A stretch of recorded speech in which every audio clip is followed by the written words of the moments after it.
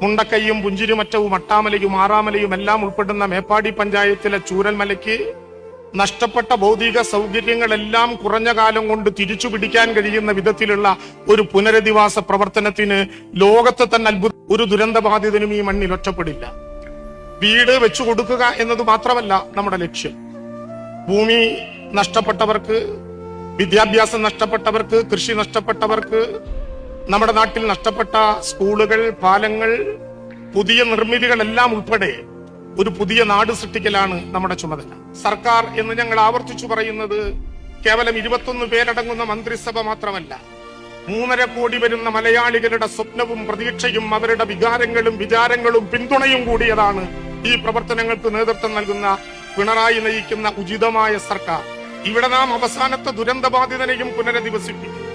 അവസാനത്തെ മനുഷ്യനെയും ദുരന്തബാധിതന്റെയും മനസ്സിലെ സ്വപ്നങ്ങൾക്ക് പൂക്കുന്നത് പോലെ നിറം കൈവരിക്കാൻ കഴിയുന്ന വിധത്തിൽ ആ പ്രശ്നങ്ങൾ പരിഹരിക്കും. ഈ പുനരധിവാസത്തിന്റെ തുടക്കത്തിൽ നമ്മുടെ പ്രവർത്തനം അവസാനിക്കുന്നില്ല.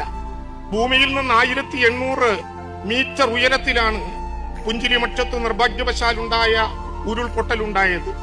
പുഞ്ചിരിമറ്റത്തെ മനുഷ്യർ 1800 അടിയേക്കാൾ മുകളിൽ അവരുടെ പുഞ്ചിരി ഉയർത്തെഴുന്നേൽക്കും വരെ നാം ഈ പുനരധിവാസ പ്രവർത്തനങ്ങൾ മുന്നോട്ട് കൊണ്ടുപോകും.